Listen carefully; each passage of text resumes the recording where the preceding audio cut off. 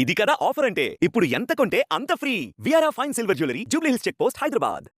నమస్కారం, welcome to Suman TV. నేను గీతాంజలి. ప్రస్తుతం మనతో పాటు భారతీ శంకరపీఠం వ్యవస్థాపకులు, ప్రముఖ ఆధ్యాత్మికవేత్త, బ్రహ్మశ్రీ అన్నవరపు తిరుపతి మూర్తి అవధాని గురువు గారు ఉన్నారు. వారితో మాట్లాడదాం. గురుగారు నమస్కారం అండి. ఓం శ్రీ మహాగణాధిపతయే నమః. షష్టగ్రహ కూటమి ప్రభావాలు చాలా ఉన్నాయని వీటి గురించి వీడియో చేశామండి, ఆల్రెడీ తెలుసుకున్నారు అందరూ. అయితే వ్యక్తిగతంగా మాట్లాడుకుంటే ద్వాదశ రాశుల్లో జన్మించిన వారిపైన ఈ షష్టగ్రహ కూటమి ప్రభావం ఉంటుందా? ఉంటే గనక ఏ ఏ రాశుల వారికి ఎలా ఉండబోతోంది? ఆపాతాళనభస్థలాంత భువన బ్రహ్మాండమా విస్ఫురః జ్యోతిస్ఫాటికలింగమౌళి విలసత్పూర్ణేందువాంతామృతైః అస్తోకాప్లుతలోకమీశమనిశం రుద్రానువాకాంజపన్ ధియాయేన్నీప్సితసిద్ధయే ధృతిపదం విప్రోభిషించేచ్చివం. ఎవరిని భయపెట్టాలని కాదమ్మా, షష్ఠగ్రహ కూటమి ఇది చాలా అరుదుగా వస్తూ ఉంటుంది. ఇంతకుముందు ఈ షష్ఠగ్రహ కూటమి వలన చాలామందికి ముద్దులు వచ్చినాయి. ముద్దులమ్మా, చాలామందికి మర్చిపోలేనటువంటి పేరు షష్ఠగ్రహ కూటమి మనకు 2019 డిసెంబర్లో వచ్చిందమ్మా. తత్ అనుసంధానంగా అంతకు మించిన స్థాయిలో మార్చి 29 మొన్న కూడా మనం 3 రోజుల క్రితం 4 రోజుల క్రితం ఒక వీడియో చేసినప్పుడు కూడా కొంతమంది బాగా తెలిసిన వాళ్ళు, పరిచయస్తులు, అంటే మనకు బాగా తెలిసిన వాళ్ళు, పెద్ద పేరు మోసిన వాళ్ళు చాలా ఇబ్బందులు అగచాట్లు పడక తప్పదు. మనం ఒక వారం నుంచే మనం అవన్నీ కూడా చూడవలసిన పరిస్థితి వస్తుంది అనుకోవడం జరిగింది. రీసెంట్గా కొన్ని కళ్ళ ముందు కనిపిస్తున్నాయి. మార్చి 29 నుండి మొదలు పెట్టుకుంటే మే 31 వరకు కనరానివి, వినరానివి, చూడరానివి మనం చూస్తామమ్మా. అల్లకల్లోలం. ఏ క్షణంలో ఏది ఏం జరుగుతుందో తెలీదు. సముద్రం ఉన్న పొలాన్ని వెనక్కి వెళ్ళినా వెళ్ళొచ్చు, ఎగసి ముందుకు దూకినా దూకవచ్చు. అల్లకల్లోల వాతావరణం అయితే కళ్ళ ముందు కనిపిస్తుంది ఖచ్చితంగా. ఇది ఏ రాశి వారి మీదకి ఉంది అంటే సర్వం ద్వాదశ రాశుల మీదకి ఉంది. ఎందువలన ఉన్నది అంటే ప్రతి మనిషికి కూడా కావాల్సింది పరిపూర్ణంగా గురుబలం. ఆ గురుస్థానమైనటువంటి మీన రాశి ఏదైతే ఉంటుందో దానిలో వస్తున్నాయి. ఇవన్నీ కూడా కలుస్తున్నాయి. కలవటం వలన ఏమవుతుందంటే అండి, మీనము అంటేనే ఎక్కడ ఉంటుంది? అది నీళ్ళల్లో ఉంటుంది. కాబట్టి దాని ప్రభావాలు మనం చూడగలుగుతాం, తప్పదు. అలాగే మనకు సౌరాగ్ని అంటే సూర్యనారాయణ స్వామి వారిని అగ్ని రూపంలో మనం చూస్తాం. 12 సంవత్సరాలలోపు పిల్లలని తల్లిదండ్రులు కాపాడుకోవాలి. 65 సంవత్సరాలు దాటినటువంటి పెద్దవాళ్ళని పిల్లలు కాపాడుకోవాలి. పెట్టలు రాలినట్టు రాళ్ళకి తప్పదమ్మా. దీనికి మూల ఏమిటి అంటే అమ్మా, విశ్వావసునామ సంవత్సరం అని మనకు వస్తుంది యుగాదికి. ప్రభవాది షష్ఠ సంవత్సరాలలో 39వది. 39 మిగిలింది ఇంకా 21. ఇది మనకు 39 అనగా అది 13ని సూచిస్తుంది. స్వతహాగా కూడా మన దేశానికి 13 అనేటువంటిది చాలా బ్యాడ్ సంఖ్య. 13 అనేటువంటిది చాలా భయభ్రాంతులకు గురి చేస్తూ చాలా రకాలైనటువంటి దుష్కృతాలు మనకు అందించేటువంటిదిగా బ్లాక్ ఇయర్ లాంటిది కూడా మనకు అది అవ్వచ్చు. అంత ప్రమాదం అనేటువంటిది విశ్వావసు అనేటువంటిది. ఒక మాటగా చెప్పాలంటే విశ్వావసు అంటే విశ్వం మొత్తాన్ని వసుదైక కుటుంబం లాగా నిలబెట్టవచ్చు. మొత్తాన్ని దానికి సంబంధం లేకుండా విచ్ఛిన్నం కూడా చేసేటువంటి ప్రమాదం అనేటువంటిది దాంట్లో ఆ 13 అనేటువంటి సంఖ్యలో దాగి ఉన్న కారణము చేత, దానికి తోడు ఈ షష్ఠగ్రహ కూటమి నుంచి మరణా నుంచి ఉగాది కదండి, అంతకు మించి ఈసారి వచ్చేటువంటి రాజు అత్యంత క్రూరుడు. చాలా అంటే చాలా క్రూరాతి క్రూరంగా ఆలోచించి క్రూరమైనటువంటి వ్యక్తికి సింహాసనం ఇస్తే ఏం చేస్తారు? క్రూరత్వమే చూపిస్తారు. అది ఇప్పుడు వచ్చే రాజు కూడా, గ్రహాలలో రాజు కూడా ఉమ్, అంత క్రూరమైనటువంటి వాడు రాజు అవ్వటం వలన ఉమ్, ఎటు చూసినా హింసాత్మక ధోరణి అనేటువంటిది ఇవే ఉంటాయి. కిమ్మామ్ అని ఎవరు మనం వింటూ ఉంటాం. అదేదో ఉత్తర కొరియా, నార్త్ కొరియాలో నార్త్ కొరియా, అవును. ఆ? కిమ్. అటువంటి పాలనగా అమ్మో. వస్తుంది అన్నట్టు. అంటే ఇప్పుడు గ్రహాధిపతిగా ఉన్నటువంటి రాజు అంత క్రౌర్యుడండి, ఉమ్, చాలా క్రూరమైనటువంటి మనస్తత్వం కలిగిన వాడు. ఉమ్, చూడటానికి మాత్రం అబ్బా ఎంత మంచివాడు, అలా ఉంటారు. ఉమ్, అంతటి మంచివాడు ఎవరు ఉండరు, అంత దివ్య తేజ సంపన్నుడు, అంత అందగాడు అంటారు. ఉమ్, ఆ మనస్సు ఉంటుంది, క్రూరాతి క్రూరమైన మనస్సు. ఉమ్, కొడుకును కూడా నిర్దాక్షిణ్యంగా బయటికి పంపించేసిన వ్యక్తి. ఉమ్, అటువంటి వాడు రాజు అవుతున్నాడంటే మరి ఆలోచించుకోండి ఎలా ఉంటుందో. ఉమ్, దాని నుంచి మనల్ని మనం కాపాడుకోవడానికే ఈ ప్రయత్నాలమ్మా, ఉమ్, అంతకుమించి ఏదో ఏం లేదు ఇందులో. ఉమ్, అది విషయం అయితే మేము దాని నుంచి విముక్తి కలగాలి అంటే ఏమి చేయాలనేటువంటి ప్రయత్నం చేసి ఉమ్, 5 లక్షల పంచాక్షరి చేయాలని సంకల్పం చేశామమ్మా. 19వ తారీఖు కల్లా 5 లక్షల పంచాక్షరి పూర్తి కావాలి ఉమ్, అని సంకల్పం చేసి మొదలుపెట్టాం. ఉమ్, కనీసం 45% తగ్గించగలగాలి అని. ఉమ్, అంతమైన తగ్గిందా ఈశ్వరేచ్ఛ, ఉమ్, తగ్గించగలగాలి అని చెప్పి. ఎందుకంటే ఇది మొదటి విధానం మే 31 వరకు, ఉమ్. ఆ తర్వాత రెండో విధానం ఉందమ్మా మళ్ళీ. అవలా అప్పుడే ఆ, చూస్తాం. ఇంకా ఎఫెక్ట్ ఉంటుంది. దాని నుంచి కనీసం మాత్రం బయటపడాలన్న ఒక ఉద్దేశ్యంతో ఉమ్, 5 లక్షల పంచాక్షరి చేయాలని చెప్పి సంకల్పం చేసి చేస్తున్నాం. ఉమ్, ఏంటంటే ఎవరికైనా సమస్య సమస్యే, ఉమ్, ఎవరికైనా ఇబ్బంది ఇబ్బందే. ఉమ్, నాకు వస్తే ఇబ్బంది, పక్క వాళ్ళకి వస్తే ఇబ్బంది కాదు, లేదా పక్క వాళ్ళకి వస్తే ఇబ్బంది, నాకు వస్తే ఇబ్బంది కాదు అంటానికి వీల్లేదు. ఉమ్, ఒక పేపర్ని, చక్కటి పేపర్ని ఇలా నలిపి పక్కన పడేస్తే ఎలా అయితే ఉంటుందో మన పరిస్థితులు ఆ స్థితికి అయితే వెళ్ళక తప్పదమ్మా.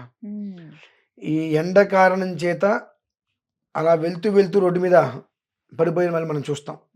ఉమ్, అంతటి ప్రభావితం ప్రచండ సూర్యనారాయణ స్వామి వారి యొక్క విలయ తాండవాన్ని మనం చూడక తప్పదు. సర్వేషాం, అందరికీ కూడా నేను చెప్పగలిగేది ఏమిటి అంటే, కాల త్రికాలుడు, నేత్ర త్రినేత్రుడు, శూల త్రిశూలుడు ఈశ్వరుడు. ఉమ్, ఆయన్ని ఆరాధన ఏ విధంగా చేస్తే వెంటనే ప్రత్యక్షమయ్యి ఈ యొక్క వినాశనాన్ని కూడా విధ్వంసం చేయగలడు, ఆ విధానం చెబుతాను. ఉమ్, ఒప్పుకున్నా. మండలాంతర్గతం హిరణ్మయం భ్రాజమానవపుషం, మండలాంతర్గతం శుచిస్మితం భ్రాజమానవపుషం, ఛందదీదిమఖండ విగ్రహం చింతయేన్ముని సహస్రసేవితం. మండలాంతర్గతం, మండలం భానుమండలం అంటే సౌరమండలం వేయండి. ఉమ్, ఆ సౌరమండలంలో శివుణ్ణి పెట్టండి, లేదా కైలాస మండలం, మండల మధ్య శివుణ్ణి ఉంచాలి. ఉమ్, మండలాంతర్గతం, మండలం మధ్యలో ఈశ్వరుడు ఉండాలి. ఉమ్, హిరణ్మయం భ్రాజమానవపుషం, ఎలా ఉన్నాడు ఆ శివుడు? ఉమ్, చక్కటి బంగారపు కాంతులతో అలా కూర్చొని చక్కగా భ్రాజమానవపుషం, తేజస్సుతోటి కూర్చొని ఉన్నాడు ఈశ్వరుడు ఆ మండలంలో. ఉమ్, శుచిస్మితం ఛందదీదిమఖండ విగ్రహం, శుచిస్మితంగా అనగా చక్కగా ఆ మండలంలో కూర్చొని నవ్వుతున్నాడు ఆయన. ఉమ్, ఎలా నవ్వుతున్నాడు?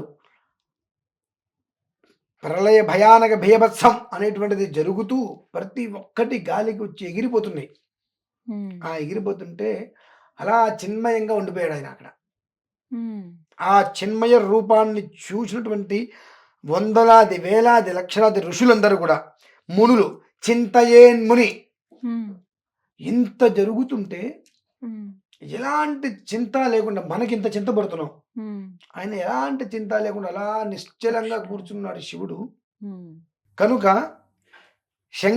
శంకరస్య చరితా కథామృతం నీలకంఠ తవ పాదసేవనం, ఆ పాదాల్ని పట్టుకున్నామా ఉమ్, మనకు కూడా ఆ శుచిస్మితం వచ్చేస్తుంది.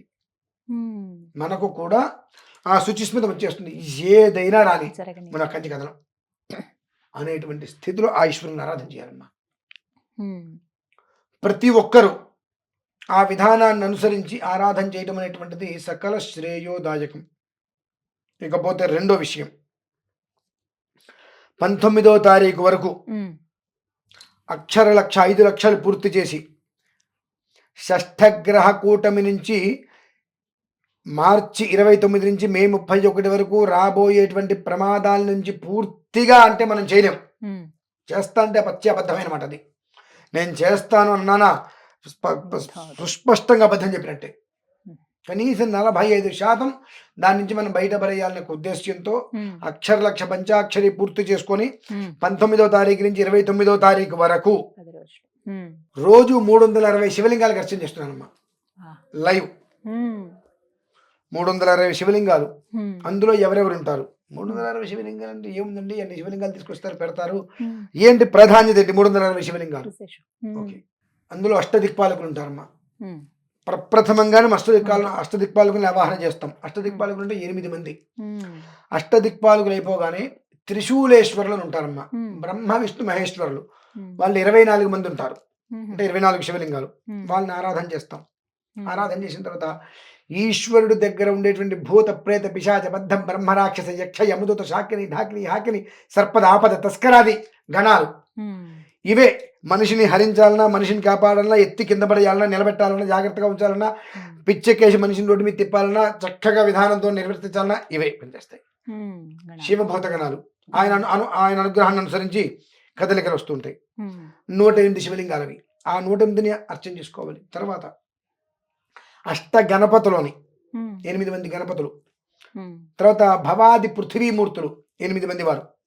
అయిన తర్వాత సద్యోజాదాది పంచబ్రహ్మణ సద్యోజాత వామదేవ అఘోర తత్పురుష ఈశాన పంచబ్రహ్మణంగా 25 శివలింగాలు. వాళ్ళని ఆరాధన చేయాలి.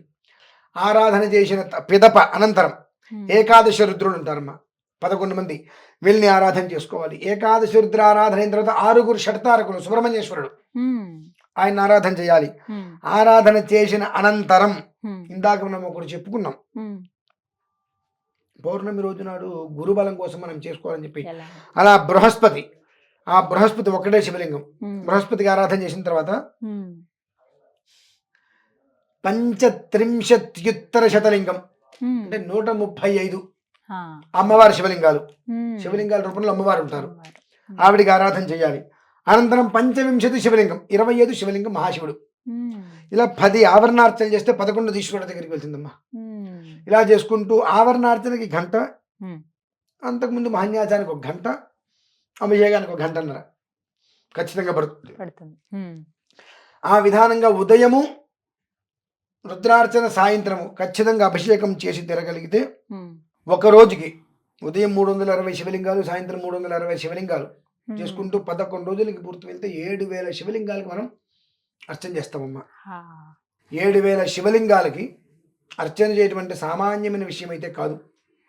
11 రోజుల్లో 7000 శివలింగాలకి మనం అర్చన జరిగింది అంటే చాలా గొప్పగా కీర్తించుకోవచ్చు దాన్ని మనం.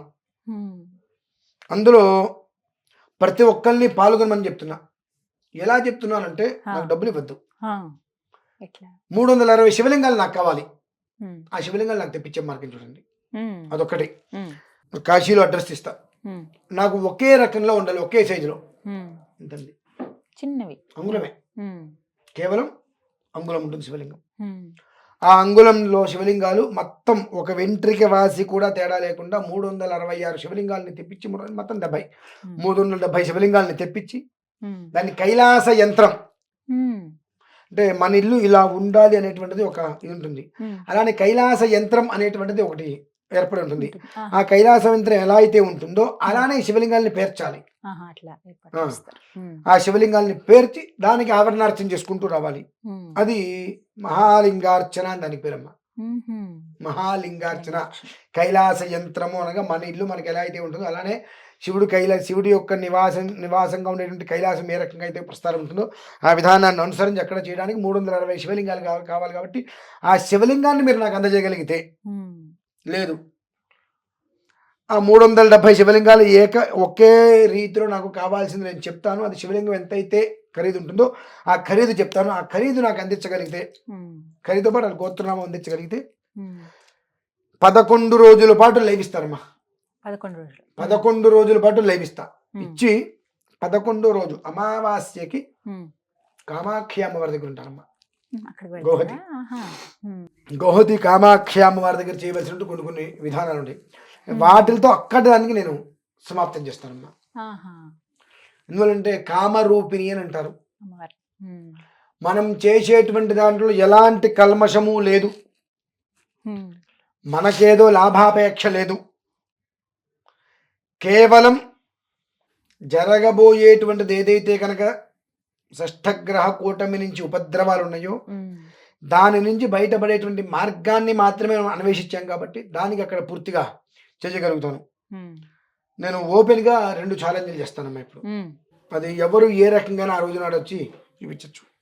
ఒకటి, అమ్మవారి యొక్క అనుమతితో అమావాస్య రోజు నాడు పూర్తయిన తర్వాత ఆ మంత్రశక్తి ఎలా ఉంటుంది అనేటువంటిది, అమ్మవారి అనుమతి పూర్తిగా నాకు వస్తే 3 అడుగుల గాల్లో నేను కూర్చొని, కింద ఏమీ ఉండదు, ఆ మంత్రశక్తి ఎలా ఉంటుంది అనేటువంటి విషయాన్ని నేను చూపించగలుగుతాను. 2, చూడగలిగే ధైర్యం ఉన్నది అని అంటే అక్కడ గాల్లో నడిచేటువంటి మనుషులు నేను చూపిస్తానమ్మా.